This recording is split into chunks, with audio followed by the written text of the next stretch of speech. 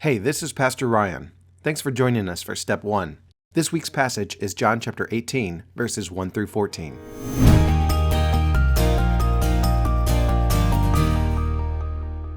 Step One is a resource to help aid in your inductive Bible study. It's a journey through the observation step.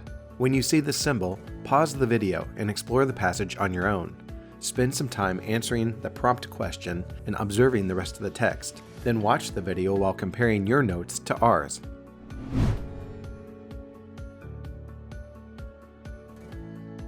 John says the upcoming events happened after Jesus had finished speaking these words, referencing the prior set of Jesus' statements.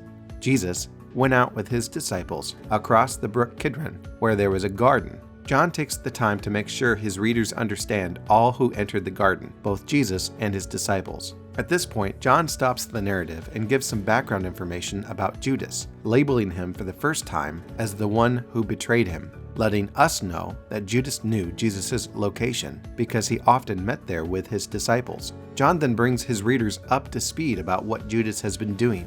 He's been gathering a band of soldiers and some officers from the chief priests and the Pharisees, two different authoritative groups, making sure we know they weren't there as visitors, but were armed with lanterns, torches, and weapons, prepared for any potential fight or conflict. What follows is an interaction between Jesus and those soldiers. John reminds the reader Jesus knew all that would happen to him. With that understanding, Jesus came forward, away from the disciples, and initiated the conversation, asking the soldiers, "What do you seek?" They said they were looking for Jesus of Nazareth, and Jesus identifies himself. John interrupts the narrative to let us know Judas's location, mentioned again as the one who betrayed him. He was standing with the soldiers. When Jesus said that statement, "I am he," there were two responses. They drew back and fell to the ground.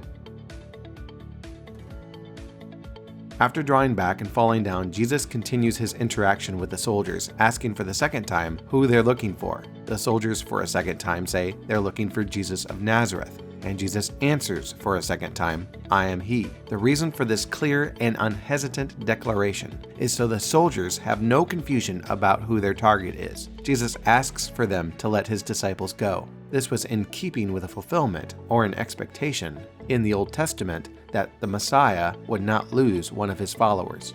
The narrative turns to Peter and his sword. He had drawn it, struck the high priest's servant, and had cut off his right ear. This wasn't an anonymous servant. John tells us his name is Malchus. Following these actions, Jesus directly interacts with Peter, telling him to put the sword into its sheath, explaining he must drink the cup the Father has for him. Then we get a report of what happened following this exchange.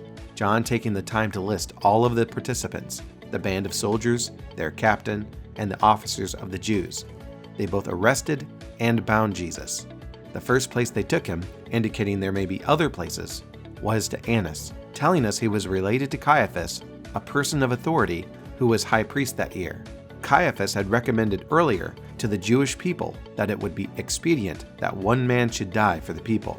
So we see John setting up the location, describing the interaction between Jesus and the soldiers Judas brought, showing how Jesus protected his disciples through this interaction, and a report of where Jesus was taken as a result. And that's step one for John chapter 18, verses 1 through 14. We'd encourage you to continue your step one journey on your own. What observations do you see in the text? What's an important observation you think we missed in today's video? You're encouraged to use the life group notes to continue your Bible study journey this week. We're looking forward to processing our Bible study journeys together this Sunday at Louisville Evangelical Free Church. We hope to see you then.